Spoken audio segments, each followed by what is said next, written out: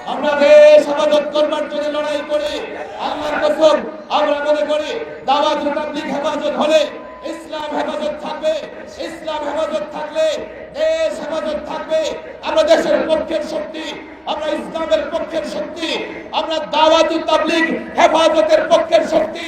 প্রশাসনকে বলি, তোমরা যারা সচিবালয়ে ঘাটতি মেরে সাতপন্থীদের সহযোগিতা করছো, তোমাদের বলি, উপদেষ্টা মহোদয়দেরকে বলি, তাদেরকে গদে গদে ধরে ধরে বিচারের মুখোমুখি দাঁড় করান। তাদেরকেও ফ্যাসিবাদীদের সঙ্গে দেশ ছাড়া করেন। আর না হয় জনতা যদি মাঠে নামে, তাদেরকে খুঁজে খুঁজে বের করে শাস্তির ব্যবস্থা করবে।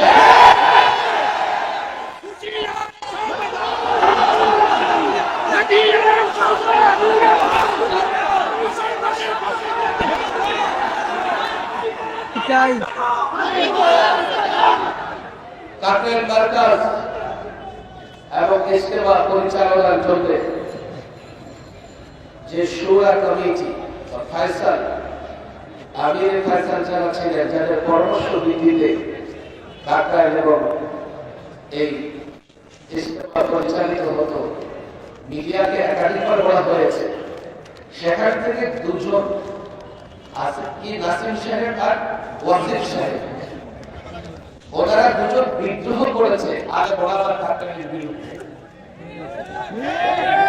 চেষ্টা করে মিডিয়ার ভাইরা এখানে আছে, তারা বিদ্রোহ করে তারা সেখানে ভাগ পাবে না শাস্তি পাবে। যদি স্বাভাবিক নিয়মে আপনারা যেভাবে দেখেন, অধিকাংশ মানুষ যেদিকে ফয়সালা যদি সেদিকেই হয়, তাহলে কাকরাইল যারা পরিচালনা করেছেন আগে, যারা ইজতেমা পরিচালনা করেছেন, এবং কাকরাইলের যিনি মোতওয়াল্লি মাওলানা জুবাইর সাহেব, ফয়সালা স্পষ্ট। তোমাদের আলেমদের পছন্দ হয় না, তোমাদের কাকরাইল ফয়সালা পছন্দ না, আলাদা করে কাজ করো। এদেশে কাদিয়ানি কাজ করতেছে, এদেশে মাঝভান্ডারি কাজ করতেছে, আমরা তো তোমাদের বাধা দেই না, কিন্তু কাজ করবার কাদিয়ানি আর মাঝভান্ডারির মতো কাকরাইলের ইজতেমার ময়দানকে ব্যবহার করবা আর একদিনের জন্য দেওয়া হবে না। এবার কোনো আপোষের জন্য নয়, খুনিদের বিচারের জন্য আন্দোলন হবে। এবার আর আপোষ রফার জন্য নয়, খুনিদেরকে দেশ ছাড়া করবার জন্য বিচার হবে। প্রশাসনের ঘাটতি মেরে থাকা সাতপন্থীদের দোষরদের বিচার করতে হবে। আজকে এই বিক্ষুব্ধ সমাবেশে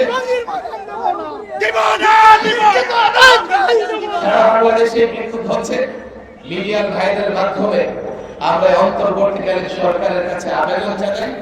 অলরেডি মাঠ পর্যায়ে এই বিষয়টা শুরু হয়ে গেছে। বাংলাদেশের সমস্ত মার্কাজ মসজিদ থেকে দেশের মানুষ সাতপন্থীদের বের করে দিয়েছে। এখন যদি প্রশাসন কোনো প্রজ্ঞাপন জারি করে, এখন যদি প্রশাসন কোনো ভাগাভাগি করবার চেষ্টা করে, তাহলে এই সিদ্ধান্ত হবে দেশের মানুষের বিরুদ্ধে একটা সিদ্ধান্ত।